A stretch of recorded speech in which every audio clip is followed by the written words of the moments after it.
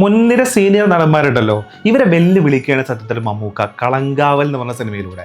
Rorschach വന്നപ്പോൾ പറഞ്ഞു നമ്മൾ പുതിയൊരു മമ്മൂക്ക, നൻപകൽ നേരത്ത് വന്നപ്പോൾ പറഞ്ഞു നമ്മൾ പുതിയൊരു മമ്മൂക്ക, അതേപോലെ തന്നെ കാതലിന്റെ കൂറിലെ പുതിയൊരു മമ്മൂക്ക, പിന്നെ അതേപോലെ തന്നെ നമ്മൾ ബ്രഹ്മയുഗം വന്നപ്പോഴും പറഞ്ഞു പുതിയൊരു മമ്മൂക്ക, ഇപ്പൊ കളങ്കാവൽ വന്നപ്പോഴും പുതിയൊരു മമ്മൂക്ക.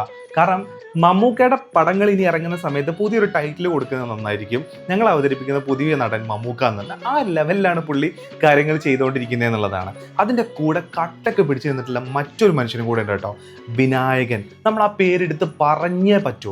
കാരണം മമ്മൂക്ക ഒരു ദ്വന്ദ്മായിട്ട് ഒരു സിനിമയിൽ നിൽക്കുമ്പോൾ ഓപ്പോസിറ്റ് നിൽക്കുന്ന ക്യാരക്ടർ അത്രയും വെയിറ്റ് ഇല്ലാന്നുണ്ടെങ്കിൽ അതൊരു ഇംബാലൻസ് ക്രിയേറ്റ് ചെയ്യും. പക്ഷേ വിനായകൻ ഇതിനകത്ത് കട്ടൊക്കെ നിന്ന് കിഡിലൻ ആക്ടർ എന്ന് വേണം നമ്മൾ ഈ പടത്തിനെ കുറിച്ച് പറയാൻ, പടത്തിൽ വിനായകനെ കുറിച്ച് പറയാൻ.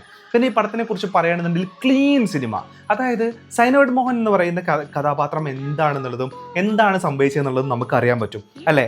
ആ ഒരു കഥയെന്നുള്ള അതിൻ്റെ കോർ എലമെൻറ്റും പിന്നെ ഡയറക്ടറുടെയും അല്ലെങ്കിൽ കഥ എഴുതിയിട്ടുള്ള ആളുടെ ഒരു കുറച്ചും കൂടെ ക്രിയേറ്റിവിറ്റിയും കൂടെ കൂട്ടിയിട്ട് ഒരു ഫിക്ഷണൽ സാധനം അതും വളരെ ക്ലീൻ ആയിട്ട് നമുക്ക് തന്നു എന്നുള്ളതാണ് കളങ്കാവൽ എന്ന് പറയുന്ന സിനിമയുടെ പ്രത്യേകത.